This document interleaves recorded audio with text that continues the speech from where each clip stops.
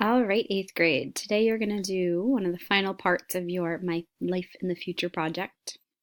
So I'm going to have you select a starter home. So this is not your ultimate dream house with a gazillion bedrooms and a bowling alley. It's going to be something with like 2 to 3 bedrooms. It might be a smaller house. It might be a condo or apartment. It's up to you. You're going to use that Realtor website to find a house and a location. So I'm going for Truckee, California, which is on Lake Tahoe. And looking through, you can kind of just scroll through to find some places. So this place looks kind of cool. I might examine it. So if I click on it, then I can use these little arrows to check out. Not bad for a first-time house.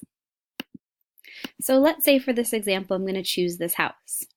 So right here, I have the cost of the house, which is $595,000. So in your spreadsheet, the cost of the home, we're going to use that, $595,000. Oops, there we go. The next thing you want to calculate is your down payment. Now, you're supposed to have about 20% of that cost as a down payment in cash. So we're going to start with that equation, which it begins with equals. I'm going to click on my home cost, and then I'm going to multiply that by 0.2, which is the 20%. So 20% of $595,000 is $119,000. Again, I would expected to have that as cash to put down on a new house. Kind of a lot of money. The next thing that I'm going to do is I'm going to figure out if I'm going to save that much money, how much am I going to need to save every month to get to that point? And so most people start working when they're about 22, and then they like to buy a house around 30. You never know, it might happen sooner or later for you.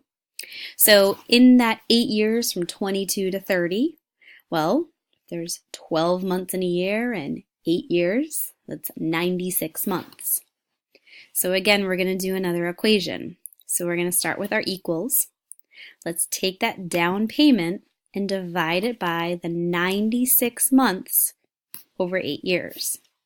And when I hit return, that means I need to save $1,239.58 every month for 8 years to get to my down payment.